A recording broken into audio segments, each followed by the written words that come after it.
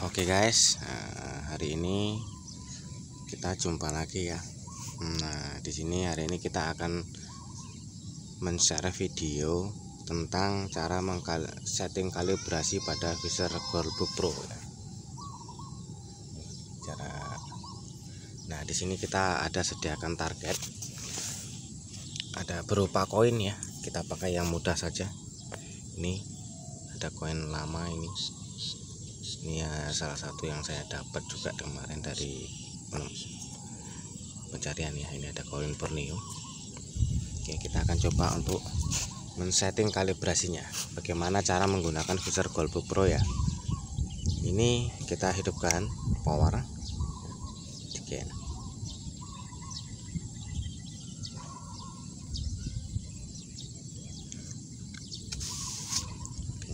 Kita berikan gain ke 50 juga nggak apa-apa. Kemudian ini threshold kita berikan ke -8 atau 5, terserah ya. Kita mau bikin ke arah plus sehingga ada suaranya, mau yang tidak ada suaranya. Nah, itu tergantung daripada kita. Kalau kita ingin ada suaranya seperti suara nyamuk seperti ini, nah ini tinggal ditambah. Kalau kita ingin yang agak senyap, kita bisa mengurangi.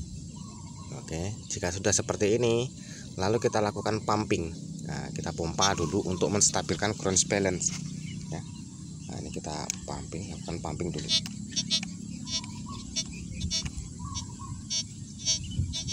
Pastikan ketika lakukan pumping ini ground balance-nya angkanya bekerja guys. Nah, ini ada tulisan caps ground balance-nya ya. Oke, 235. Nah, ini baru. Setelah ini kita bisa operasikan. Ini untuk jenis semua all metal ya. Ini untuk all metal. Oke. Nah,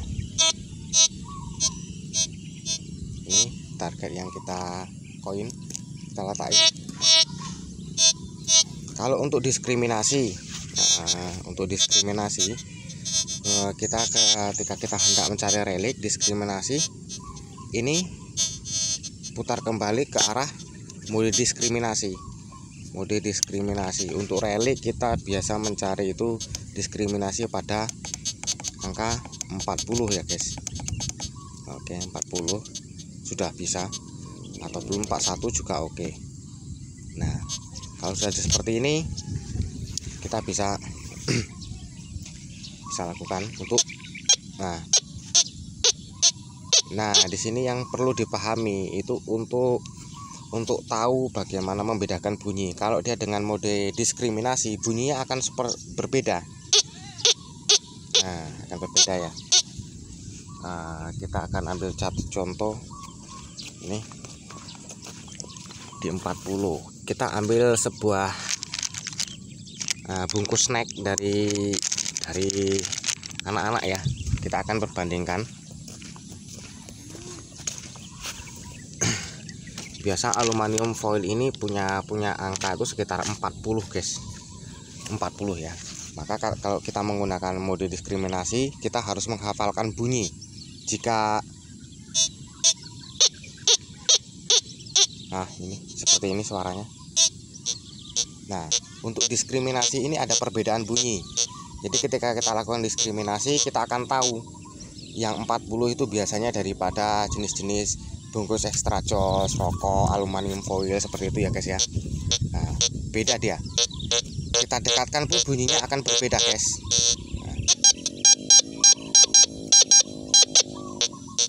Nah, itu dia.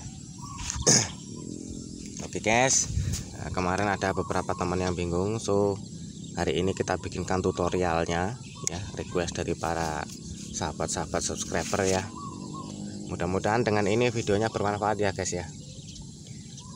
Kalau kita tidak mau menggunakan diskriminasi ini umpamanya, kita tidak menggunakan diskriminasi tapi kita ingin lebih peka. Ada beberapa orang yang dia tidak mau menggunakan mode diskriminasi.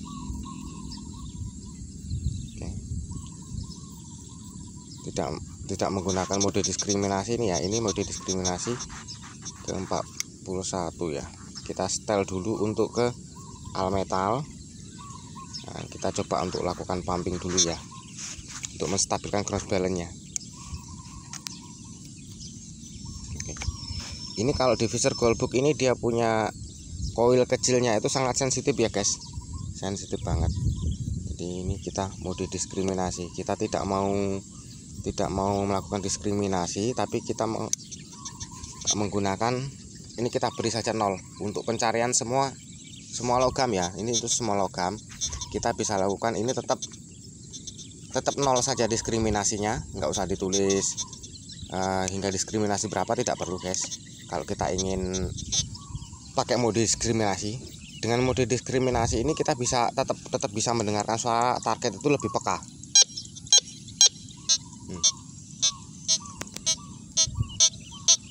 Jadi tetap ada perbedaan bunyi.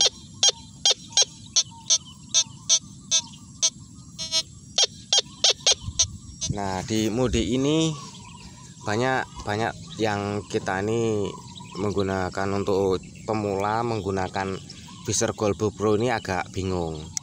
Nah, jadi sebagaimana sih, karena tipe mesinnya adalah VLF. Kalau yang VLF ini kita yang pertama jika untuk mempelajari baru hendak hunting ya guys ya, dengan alat baru seperti ini, hal pertama yang kita perlu hafalkan itu adalah bunyi. Kita minimal harus tes lapangan dulu untuk mempraktekkannya, bunyinya bagaimana, benda ini kita bisa susun, kita bisa perbandingkan suaranya, sehingga nanti ketika di lapangan kita tidak akan tidak akan bingung gitu. Kadang ada yang ground bell-nya itu tidak stabil sehingga bunyi. Nah, kalau ini saya pemakai baterainya itu baterai biasa guys. Oke, baterai biasa. Ini saya beli merek Everyday ini ya, Everyday atau apa. Oke, nah ini saya beli baterai biasa saja. Ada baterai yang recharger yang 1000 mAh seperti ini bisa juga pakai. Cuman kalau ada beberapa baterai yang tidak bagus, ketika kita memakai baterai seperti ini, di sana bisa overload ya, overdaya ya, overload, jadi sehingga sering lebih bunyi bising. Nah, oke, ini baterainya. Oke guys, cukup sampai di sini dulu video kita. Untuk berikutnya kita akan jumpa di tutorial video-video lainnya. Oke, tetap semangat sahabat, apapun mesinnya temukan kemampuan terbaiknya. Salam metal detektor.